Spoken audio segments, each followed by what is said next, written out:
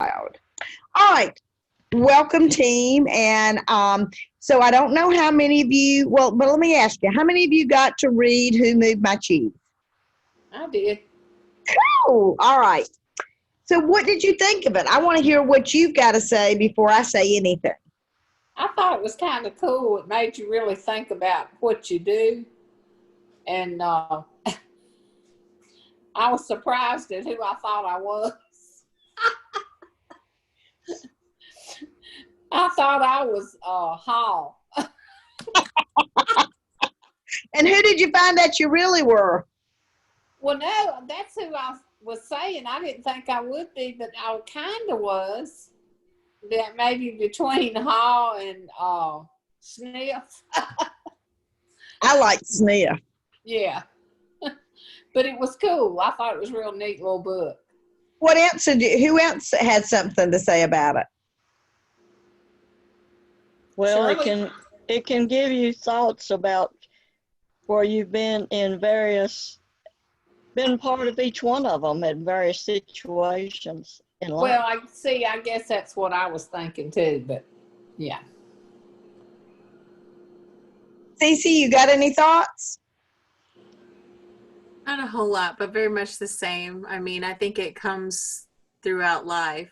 I'm not very far. I know I'm only 44, but I feel like throughout life, I probably hit certain spots of that. And I'm sure as I get older, it'll continue because, we just don't ever know. And sometimes we're excited about it and sometimes we're devastated about it. I guess it's just going to depend on where this is and this is at the moment of what's happening. So I guess that's my thought, but I did enjoy it. It was cute. Well, what I realized, and I've been reading this for 20 years, but what I realized is that when I was 27 years old, when I bought those two H&R Block franchises, I don't know if I've ever told you. So I signed the paperwork on them and I went down and the guy had been renting a office for $56 a month. It was in the back end of a auto repair shop to run an H&R Block franchise. And I stayed down there that night. I went by myself. My husband was home with my twins. And I was down there till 3 in the morning. And the returns were put together all witchy way. They had tobacco spit all over them, which freaked me out. But I was going through those and I was like, something's got to change. And I thought, we got to move this office. Well, the next week, I found out there was a new strip mall coming. And I went and looked, and it was going to be $700 a month. So we're going from $56 a month to $700. Oh, gracious. Meant in that first year, I was going to have to double the business. And I signed the contract, and I did it. And I doubled it the next year. And I realized that when I was younger, I was very sniffy. Yeah. As I have gotten older and more comfortable and had things, then I become much more like him and Han. And that's not really where I want to be. I like sniff and scurry because you know what? The cheese keeps moving. Yeah. And if this pandemic has taught us anything, people that had 3D printers were kind of cool and they could do kind of things. People with 3D printers are making a ton of money now making those shields.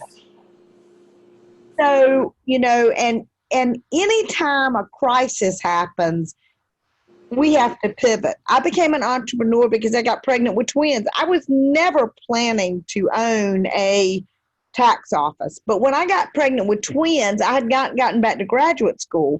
And I knew that they would tell me I had to come into work. And there was nobody was going to tell me I had to be there if my kids were sick. And so I ran my parents' office for a year. And then it was the most prosperous it had ever been. And then Terry Britz, I remember like yesterday, he was an executive in H&R Block, and he said, Kimball, you need to buy an office. And in true Kimball form, I found two to buy, and I bought both of them. And I doubled them like 3 years in a row, and I went through a really nasty divorce. I was married to someone who was abusive. And now this is a God thing because everybody said take 50%, and I gave him 75% and took 25%. for some reasons that were just my own, and because I knew I could take care of myself. But that gave me income for 30 more years, which was awesome. I went back to graduate school and started my counseling practice. So I was very much a SNF, and I realized how much, through the years, just having that changed me. And now I'm way more, I think, a SNF and a scurry, because I realized, when I was 30, I didn't realize how brief life was. But there are things that I want to do, and there's people I want to help. And what excites me about Nikken is that if somebody will give me 3 months and work with me, I can change their life. I can change it financially, and I can change it physically. That's pretty powerful stuff. Yes. But what I like about this book, and I'll tell you, I bought I've read it multiple times, but I'm going to see my grandchildren in a couple of weeks. And I bought a teen version for my teenage granddaughter who's about to turn 15. And I bought a kid version for the 2 little kittles who are 6 and 4, because I think this is something that everybody needs to think about. I just did another chapter for a book called Thriving Beyond the Storm. And what I'm talking about is making the shift. And when things happen, we have to shift. And if you shift, it will be fine. So I love this, the handwriting on the wall. Change happens. They keep moving the cheese. Now, if you look at Martinsville, in 1900, there were more millionaires per square inch than anywhere else in the world. It was. It was. And what happened? Well, the revolution, the Industrial Revolution came, and the Industrial Revolution went. Mm-hmm. And now there's a lot of poverty there. So you've got to be ready to make a shift.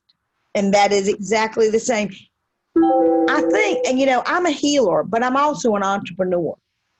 And maybe I'm an entrepreneur first and a healer second, because if you don't have something to offer that people can utilize, then you don't have anything. So you've got to be looking at what's happening in the world and make those shifts. Now, you have to anticipate change. Get ready for the cheese to move. Well, I'm going to tell you, most people were not ready for the cheese to move in March. I wasn't ready for the cheese to move in March. And I think back on it now. I had a friend that he's been on several of my sizzle calls, Bob Fessler, but he was an engineer. He's been retired for a number of years, but he does work in China. And he called me the first week of January and says, I've got to go to China. I said, I don't know about that. And then I met with him, and I told him what products he needed to get from Nikken and hand sanitizers. And I said, but I'm telling you, I wouldn't go. And I sent him another email to that effect, and he canceled the trip. And thank God he didn't, because he'd have gotten stuck over there. But even knowing what was going on in China and what I recommended him, I didn't see it coming here. I knew there was going to be change. But even when we went down to, and Elizabeth was with me, we powered on down to Georgia to do Humans Being More. And it was a wonderful experience. Lots of love. But we came home and the world had closed down. I didn't necessarily see that coming. Then you've got to monitor the change. You've got to smell the cheese often so you know when it's getting old.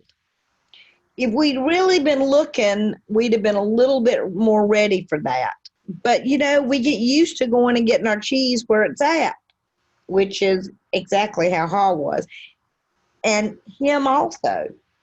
And then you've got to adapt to change quickly. The quicker you let go of the old cheese, the sooner you can enjoy the new cheese.